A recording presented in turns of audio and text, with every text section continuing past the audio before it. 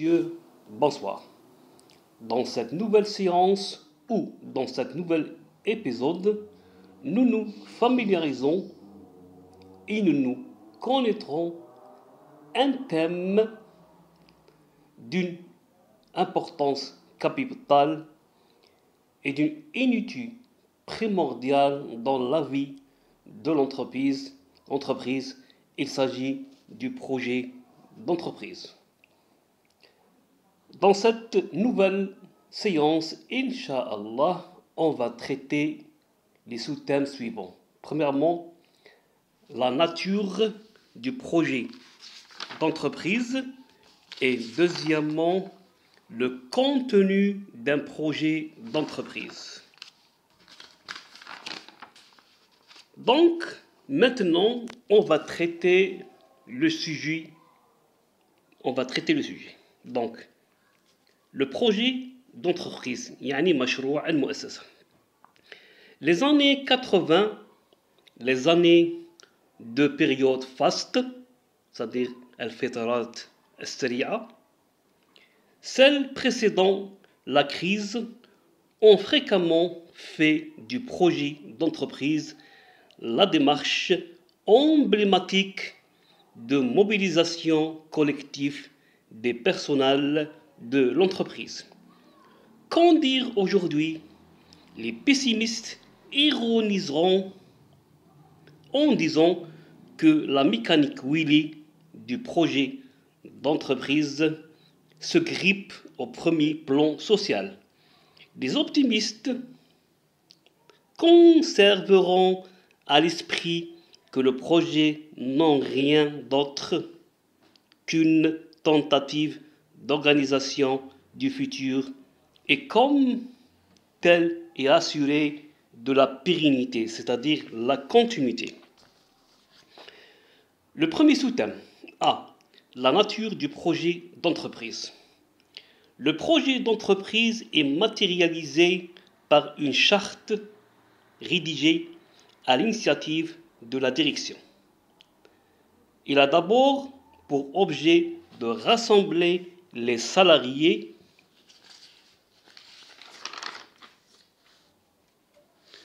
de concentrer leur énergie en vue d'un but accepté par chacun. Cependant, cette première fonction de rassemblement mobilisateur serait insuffisante car l'ambition des promoteurs de cette pratique vise davantage encore la régulation sociale, يعني التنظيم الاجتماعي. En effet, في الواقع, il ne suffit pas de déclencher le désir de prendre des initiatives à tous les échelons de la hiérarchie, يعني البنية التسلسلية. Encore faut-il que ces démarches se révèlent à l'expérience heureuse. Certes, des méthodes nouvelles d'organisation ont été trouvées pour élargir l'espace de liberté des personnes. Le DPPO, les cercles de qualité. Les DPPO, c'est-à-dire la direction participative pour objectif, ou la part objectif. Les cercles de qualité, يعني الدوائر النوعية أو الجودة, etc. Mais comment peut-on réduire le risque que fait courir à l'entreprise l'assomption de liberté? Comment éviter la dispersion, voire l'anarchie, al-fawda? Certaines décisions sont sans doute bénéfiques, cependant d'autres sont susceptibles de contribuer à la ruine. Au fond, le responsable de la firme se trouve confronté à un dilemme, يعني يواجه ورطة. D'un côté, transformer des travailleurs routiniers en acteurs volontaires et libres. De l'autre, réduire le risque engendré par la prise de décisions spontanées, hasardeuses. Le projet d'entreprise vise donc à diminuer ce danger par l'effet de guidage qu'il suscite chez chacun. Il est comparable à la boussole car il aide à maintenir le cap dans la direction voulue. Le projet constitue un instrument de contrôle non plus par l'intermédiaire d'une pointeuse ou d'une procédure budgétaire, mais il s'enracine sur la culture et plus encore sur les valeurs que partagent les différents groupes de personnel. De fait, si la culture constitue une vision des choses, une manière d'être partagée par chacun, le projet d'entreprise consiste à mettre au jour les valeurs qui paraissent à la direction utile pour le bon fonctionnement de la firme. En bref, un projet d'entreprise n'a pas pour but de déclencher des pulsions libératrices désordonnées, mais pour objet de montrer l'étoile, le but vers lequel on veut se diriger. Le deuxième sous-thème, B, le contenu d'un projet d'entreprise. L'articulation d'un projet d'entreprise repose souvent sur 4 thèmes.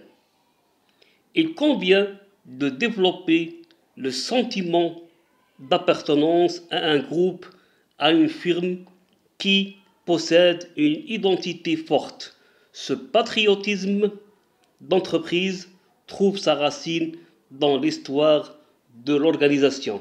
Un tel sentiment s'accompagne ou provoque l'émergence de valeurs communes, يعني ظهور القيم المشتركة, qui, parce qu'elles sont volontaires, protégées, entraînent l'accord, le fameux consensus du groupe. Les valeurs auxquelles on fait le plus couramment référence restent le service du client, le respect de la personne, l'esprit d'équipe, l'excellence, le professionnalisme, la participation et même la foi. Toutefois, la promotion de ces valeurs n'est pas tâche aisée. Pour concrétiser de telles aspirations, il est nécessaire de déployer de grands efforts. Là réside le véritable défi, le challenge, posé à chacun, quelle que soit sa position sur l'organigramme. Entraîner les collaborateurs à se dépasser, à vaincre leurs craintes ou leurs réticences, prend des formes diverses qui peuvent aller jusqu'à l'organisation de stages de survie dans l'Himalaya ou au saut dans le vide, bref, à l'effort hors limite. Enfin, de nouvelles règles de jeu restent à formuler de manière à ne léser personne, car l'adhésion des hommes à un projet resterait problématique en l'absence de justice interne, يعني العدالة الداخلية. Ces règles différentes d'une firme à l'autre portent, par exemple, sur l'évaluation, la rémunération, la promotion. Elles se fondent sur les grands principes que nous avons rencontrés maintes fois. Décentralisation, l'autonomie, le droit à l'erreur, etc. Depuis 10 ans, Au plus, nombreuses ont été les entreprises où étaient élaborés des projets de groupe, voire dans les filiales, des projets d'établissement. Cependant, la dynamique résultant de la rédaction du projet reste encore collective parce qu'elle se fonde sur des valeurs partagées. Pour améliorer l'efficacité de la firme, on souhaite à présent agir sur les valeurs individuelles et c'est à ce stade qu'émergent des préoccupations éthiques, يعني بروز الاهتمامات الأخلاقية. Donc, voici une figure concernant le projet d'entreprise de la société Cetraco.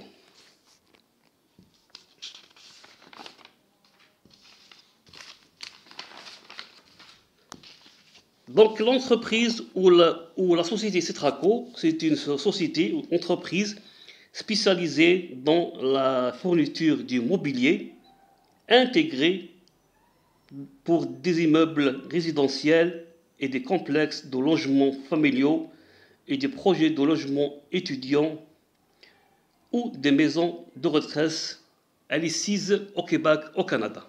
Donc, notre but fondamental, c'est Cetraco doit gagner de l'argent durablement. Donc, c'est le but fondamental. Ici, notre défi, c'est quoi? C'est nous voulons être les premiers dans notre métier et sur notre marché. Donc, pour cela, nous nous appuierons sur les hommes et les équipes qui gagnent. Donc, nous voulons quoi? Nous voulons premièrement une bonne rentabilité. Deuxièmement, le meilleur rapport qualité-prix. Troisièmement, être considéré comme les meilleurs. Quatrièmement, développer notre compétence. Cinquièmement, innover et améliorer nos techniques. Et sixièmement, exporter notre savoir-faire. Nous nous engageons à quoi?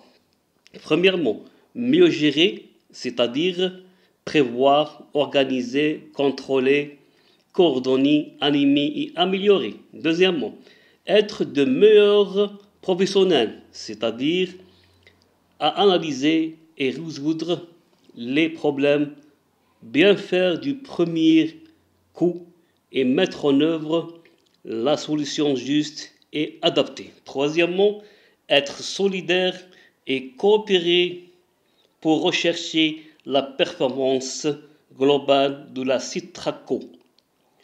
Quatrièmement, échanger entre nous toutes les informations nécessaires au bon fonctionnement de l'entreprise. En dernier, on vous remercie de votre suivi, de votre patience. Aussi, on vous remercie de votre soutien et nous espérons que ces notions sont bien maîtrisées et assimilées et comprises. Merci beaucoup. Avec vous, Monsieur le professeur Kefif Mohamed.